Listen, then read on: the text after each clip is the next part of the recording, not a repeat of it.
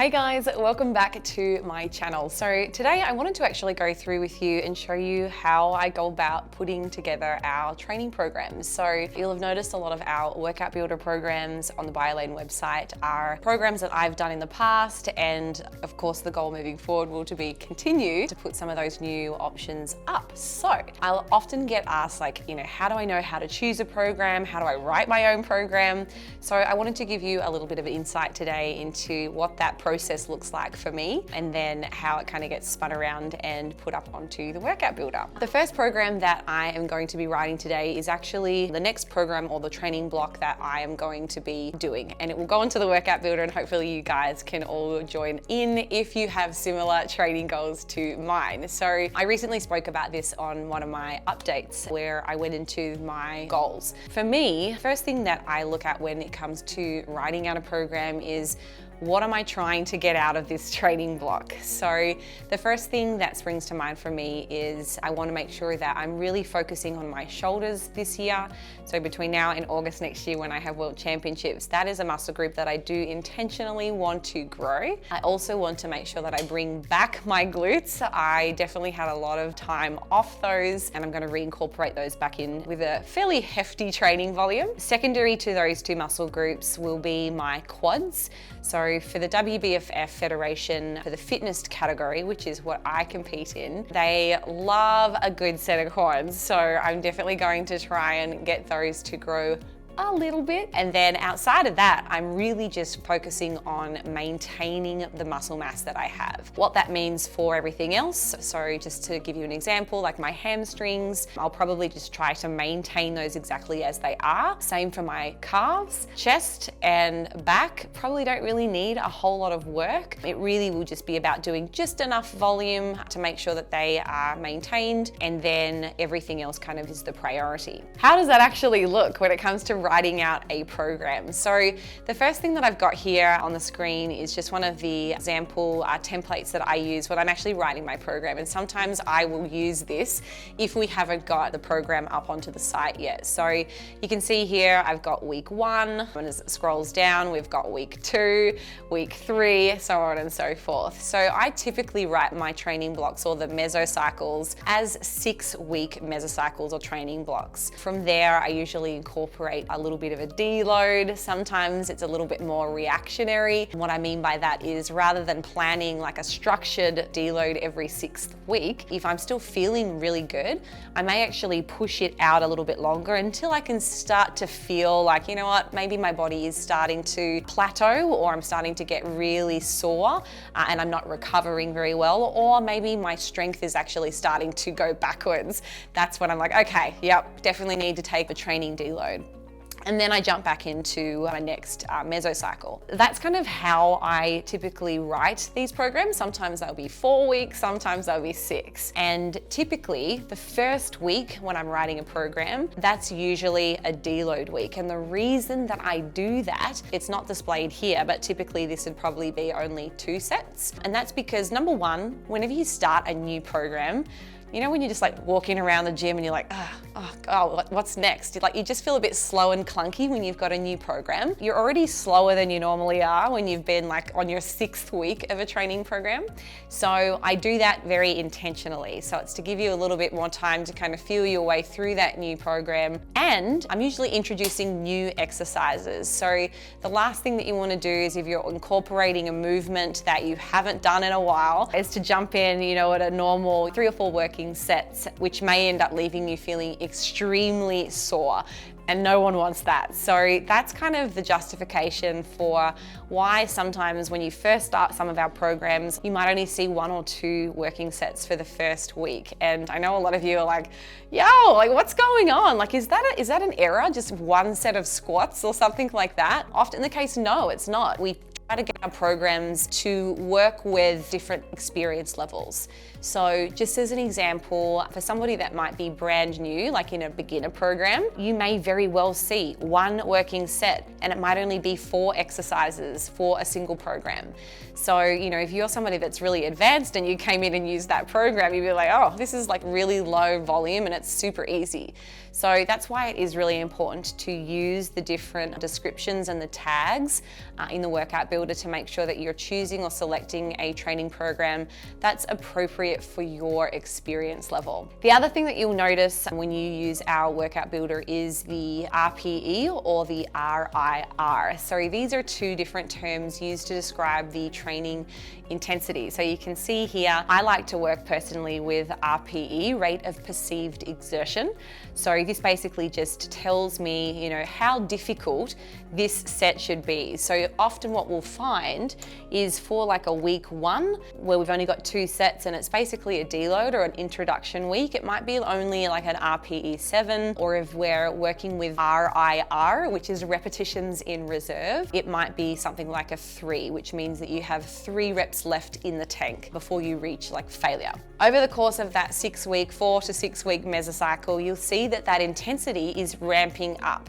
So you can see here, by week 4, I've actually got you at an RPE 9 in this example template. So you're basically almost at failure. You're basically unable to do any more reps, maybe 1 more rep, and then you wouldn't be able to lift any more weight.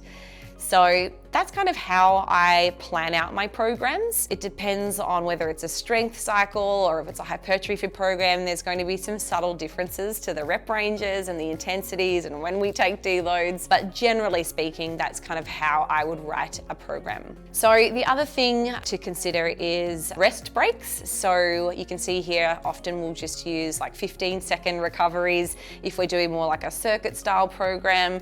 If you're doing a strength block, something that's got lots of low reps and high or heavy loads, you'll see maybe up to 5 minutes rest between sets. And no, that is not a mistake. If you truly are doing like heavy back squats, for instance, and you're doing sets of 4 to 6 or something like that, you should be taking a long time between you go back and attempt that next working set to make sure that you're actually recovered and that you are ready to go and that you're not going to bomb out on your first rep because you haven't rested enough. So you'll see the rest breaks, and then also what is super cool is the volume. Now you will also have all of these kind of details in the workout builder, and I promise I will show you that here in a moment. But volume tracking is so important. I never used to do this. I know plenty of people, even trainers, still don't track their clients' volume, and sometimes they're just like putting random workouts together on the spot. So one of the beautiful things about the workout builder is that we do track those volumes for you. So just as an example, so that you can see here on the screen, in this case where we've got a squat, you're performing 2 sets of 15 reps at a training intensity of 7. So you can see here I've put some examples in here. Set 1, 225 pounds, set 2, 225 pounds, and then because we're only doing 2 sets, I'll just take these other data points out. But you can see for those 2 sets, I've accrued over here 13,500 pounds worth of volume, because volume is the sets times the reps times the weight. So you can see over the course of this particular program, if I was to do this and use the weights that I have got listed here, they're just arbitrary numbers, the total volume comes out to 51,360. So what the goal would be for this next 6-week mesocycle, by the time you get down to week 6, one would hope that it is a significantly greater number. First and foremost, we're already kind of working through to higher number of sets. So you can see here, we've got 4 sets of squats and we're doing 3 sets of most of these other exercises. For this example, and I know there's some errors here, I've just kind of put whatever together just to kind of show you briefly, but you can see here now by the end of week 6, it's up to 155,580 as the volume.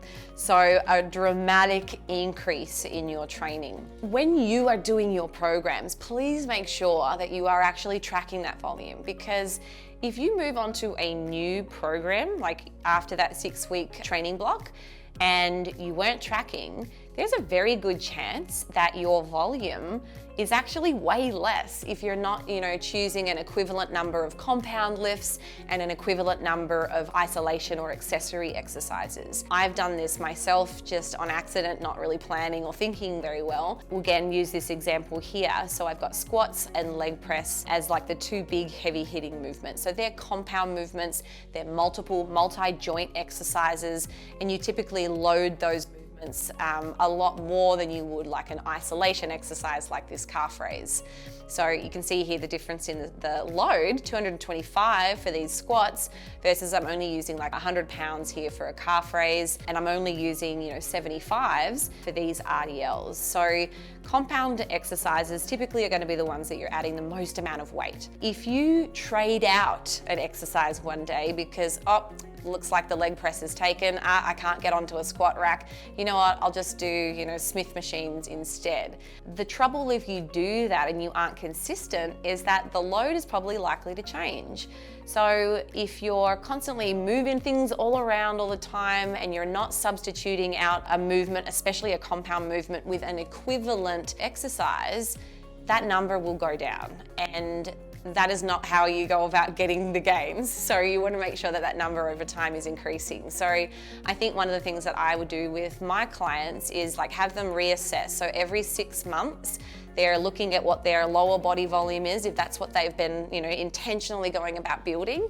That there needs to be significantly higher than what they were doing 6 months ago. Something for you guys to go and check and look over in your own programs is, have you actually made significant progress? For a beginner, those folks are more than likely going to be able to double their loads within a 6-month time frame, whereas somebody that is, a very experienced lifter, to continue making progress, it is so much harder than somebody that's just started. So you've got to also give yourself a little bit of grace as a more experienced lifter, but the goal is to still sneak in little increases wherever you can. And that might just be doing an extra set. You may not be able to kind of keep that weight going up linearly. For me, like if I was to continue to try and get, add 5 pounds every week to my squat, there is not a chance in heck that I could do that. So the only way for me to add more volume as I've become more experienced is to train more. So instead of doing, just 2 or 3 sets, I may have to start doing, my whole 6-week mesocycle 4 sets for everything, because I'm already kind of maxing out my strength. I don't want to keep doing, heavier and heavier and heavier, particularly those compound lifts, because they are extremely taxing on your central nervous system. So adding extra sets may be one way of actually increasing your volume. So the next thing that I want to show you here is how I've kind of mapped out my exercise selection and how to prioritize those movements. So this is really nasty and messy. I've just put this together like a couple of days ago in preparation for building out a new program on the Workout Builder. I'll blow this up a little bit so that you can see. So here on the left, I've got several exercises. Now, again, thinking about my goals, and you can do this for your individual goals, the first thing you probably want to look at is, okay, how many days am I going to be training? How many times can you get to the gym? And how long are those sessions? Because that, my friends, is really what is going to govern how much you can get into those workouts. I wouldn't recommend doing more than, say, 8 exercises in a single training session. Just remember that, in order to make progress, you need to be working within, an intensity that is close to your 1 rep max, like within 60% of your 1 rep max for that exercise. So I want to make sure that my glutes are getting lots of hypertrophy this year, and of course my shoulders. So I've just picked here, what have we got? 1, 2, 3, 4, 5, 6, 7 exercises that are going to target my lower body as I scroll down. And I think these are particularly leg extensions. Okay, so this is quad specific. So I've got leg press, Bulgarian lunge, and I'll do that like as a quad specific. I've got a dumbbell lateral step up, so that's a glute exercise and also quads. Leg extensions, single leg hip extension, so that's a glute, single leg box squat, so that's glute, quads, and a little bit of hamstrings. I have a Smith machine RDL, so more hamstrings. I've got pause squats, I've got trap bar deadlifts, and this is moving into a chest exercise. So I've kind of put down all the movements that I want to do. All of these exercises here, the adduction, kickback, glute bridge, frog kicks, cable kickbacks, they're all glutes. And then down the bottom here, I have all of my shoulder exercises that I want to do for this program. So I've got dumbbell press, lateral raises, hanging raises, rear delt, cable cross, there's a whole host. And then guess what? I look down here, I've got 2 exercises for my chest and my back. So I've got cable, is it 2-arm cable row, single arm cable pull down, and then back up here I had a bench press. That is all I want to do on my upper body. I know that sounds crazy, but think about what kind of volumes you need to do to maintain your muscle. It's actually not as high as you would think. Building muscle is actually the hardest thing. That's where you've really got to ramp it up. But what we see in some of the research in natural athletes is that for people under the age of 40, you can essentially halve your volume and a little bit more, and you can still maintain your muscle mass, which is crazy to think. So in my mind, if I drop my bench press down to just one exercise, and I'll probably do 4 sets, and I've got 2 back exercises in there, that's going to be adequate for me to maintain that mass. So the next thing that I've done here, just very roughly as I'll come across the screen, is kind of categorize all of those movements. So you can see here over the side, I've got the total number of sets. So for my glutes in this program, I have 12 exercises. So that's all of these ones in here. So I've gone in and dropped those movements into that category. And there's gonna be some overlap as well, and that's okay. So like for instance, a squat. That, yes, it's going to be a glute exercise, but it's also going to be quads. So I've listed that as such. So I'm kind of doubling up some of those movements when I know they target multiple muscle groups. So I've got 12 glute exercises, 7 quad exercises, 3 hamstrings, 2 calves. I've got 2 rear delts, 3 medial delts, and 2 anterior delts. And then I've got 2 back, 1 chest.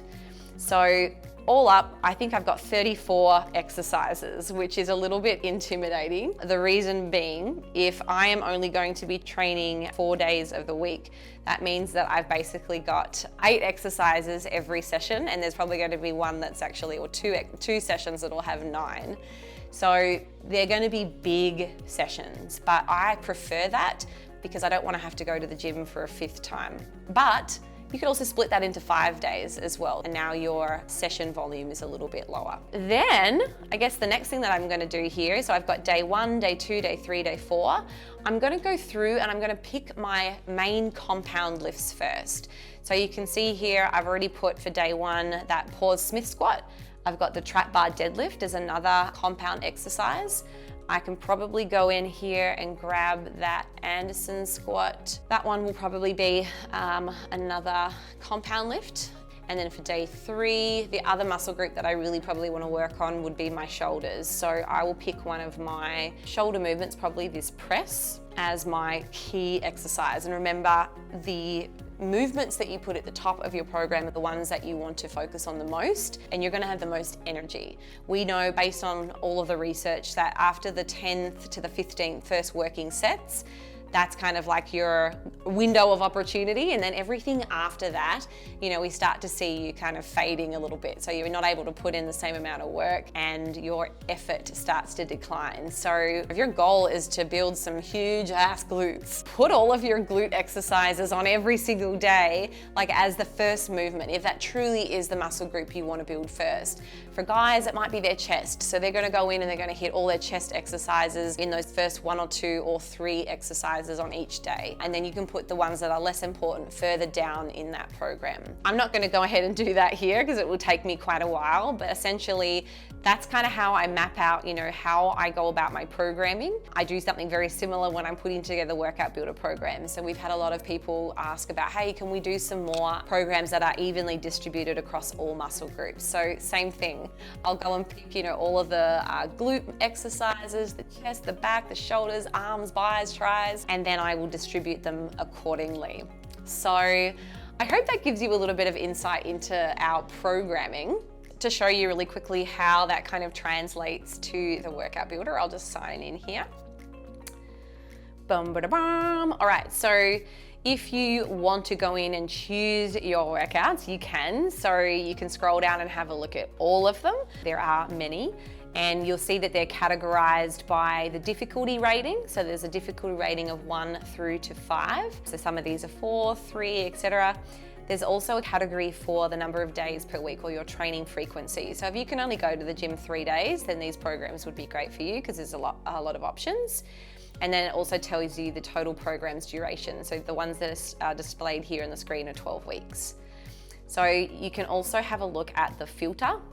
So not only can you choose and filter based on the difficulty, you can choose it based on whether you prefer percentage-based training programs or RIR, which is your intensity. You can choose banded workouts, light weights only, dumbbells, at home if you're working out from home, all that kind of thing, muscle group, etc. So you can kind of filter based on your preferences, and then you can update and it will show you all those programs. So I'm going to open up one of my workouts now. So in here, we've got day one. If I open up this exercise, so it is a banded barbell RDL. So that basically says to me, hey, this is the primary movement here. I want you to work on your glutes and your hamstrings for this exercise because it is number one. So we've got the demonstrations that we'll play for you if you aren't familiar with those exercises. And if you don't have access to maybe a band, for instance, and you want to know how else you can kind of target those muscle groups, you just click on this little tab. You can scroll all the way down and it's going to give you every single exercise that is kind of targeting those same muscles. So super convenient if you maybe are traveling and you've got a hotel gym or anything like that. There is your sets, your reps, your RIR, and there's a place over here for you to do your warm up. So if you don't really know how to do a warm up, we can put in like an estimated working weight. So I know maybe my working weight might be, I don't know, 185 for an RDL. And then it will actually tell you how many reps to do and what weight you should do for those warm-up sets so that they are appropriate based on your strength level. So you can see here, the first set should be at 92.5 pounds, and then the second set for 3 reps would be at 140. So yeah, there's lots of cool little features in here. You can go and mark off your exercises once you're done. If you hit a PR, you can say, yes, I did, and then it'll keep note of all of your personal records. And there's also little descriptions of what these techniques and terms are as well. So plenty of cool stuff in there for you to check out, and I would highly recommend having a look at the workout builder. So I'm going to wrap it up there, guys. So that is how I go about putting together programs. Obviously, it's going to be very different depending on who I'm programming for. But if you're somebody that wants to give it a go yourself or wants to have a better understanding about why programs are laid out the way they are, then that will give you a better understanding. So until next time, guys, I will see you then.